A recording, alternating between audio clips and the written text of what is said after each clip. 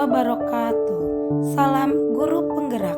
Pada kesempatan kali ini, saya Maharani, calon guru penggerak angkatan 9 dari Jakarta Utara, unit kerja SDN Semper Barat 01, akan memaparkan kesimpulan dan refleksi pemikiran Ki Hajar Dewantara pada tugas koneksi antar materi modul 1.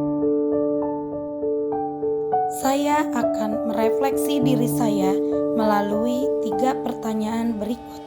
Yang pertama, apa yang saya percaya tentang murid dan pembelajaran di kelas sebelum saya mempelajari modul 1.1?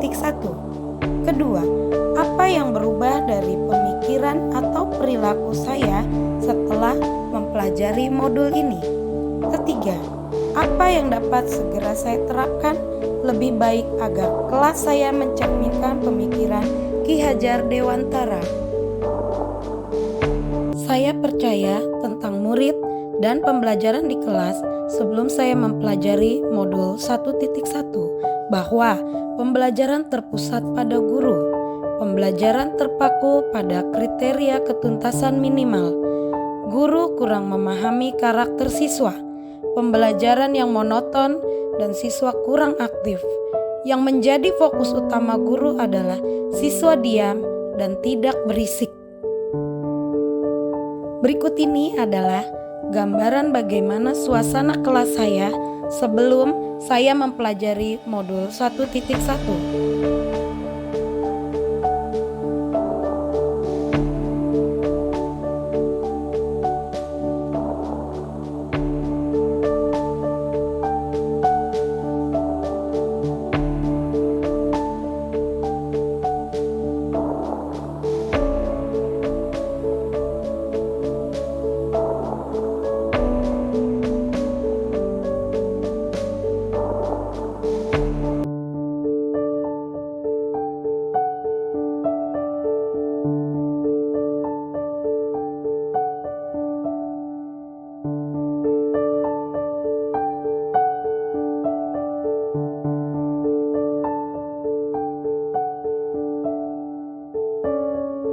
Setelah saya mempelajari modul 1.1, yang berubah dari pemikiran dan perilaku saya yaitu yang pertama, merubah pemikiran bahwa guru bukan satu-satunya sumber belajar. Apapun di sekitar kita bisa dijadikan sebagai sumber belajar. Kedua, pembelajaran berpusat pada siswa. Dengan aktivitas pembelajaran yang berpusat pada siswa, siswa akan menjadi lebih aktif karena terlibat dalam proses pembelajaran, sehingga mereka dapat mengkonstruksi pengetahuannya. Yang ketiga, saya dapat lebih menghargai setiap karakteristik belajar siswa. Selain itu, setelah saya mempelajari modul 1.1, yang berubah dari perilaku saya yaitu seorang guru harus dapat membuat pembelajaran lebih menarik agar minat belajar siswa semakin meningkat. Kemudian, dalam pembelajaran, seorang guru harus memberikan kebebasan kepada siswanya dalam hal memerdekakan siswa untuk dapat menyelesaikan tugas sesuai bakat, minat, dan kreativitasnya. Sebagai seorang guru, harus lebih teliti dalam memahami bakat siswa dengan cara diobservasi, wawancara, agar bisa lebih dekat dengan siswa. Kemudian, agar kelas saya mencerminkan pemikiran Ki Hajar Dewantara, penerapan yang segera saya lakukan di kelas antara lain: pertama, merancang pembelajaran yang interaktif dan menyenangkan dengan melibatkan siswa. Kedua, menerapkan pembelajaran berbasis kearifan lokal dengan budaya setempat.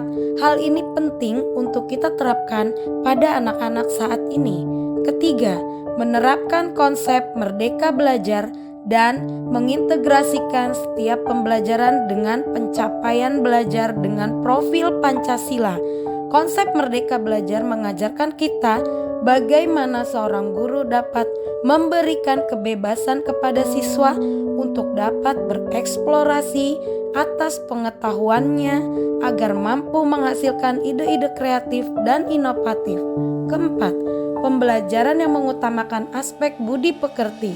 Pembiasaan-pembiasaan yang baik akan selalu saya teladankan kepada siswa tentang bagaimana mereka bersikap agar menjadi pribadi yang lebih baik lagi.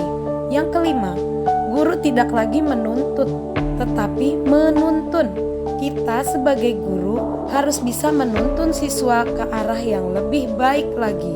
Yang terakhir, pembelajaran yang sesuai dengan kodrat alam dan kodrat zaman, yang sesuai dengan pemikiran Ki Hajar Dewantara bahwa kodrat anak bermain, dan saya akan mengintegrasikan permainan dalam pembelajaran agar suasana kelas menjadi lebih menyenangkan. Jadi kesimpulannya adalah dasar-dasar dari pemikiran Ki Hajar Dewantara harus kita terapkan dalam proses pembelajaran di kelas ataupun di sekolah. Di antaranya, yang pertama, pendidikan adalah menuntun anak sesuai minat dan bakatnya. Kedua, pendidikan bukan hanya ilmu akademis saja, tapi penanaman budi pekerti yang luhur. Yang ketiga, pendidikan sejatinya berhamba pada anak. Demikianlah pemaparan saya tentang koneksi antar materi pemikiran filosofis Ki Hajar Dewantara. Wassalamualaikum warahmatullahi wabarakatuh. Terima kasih.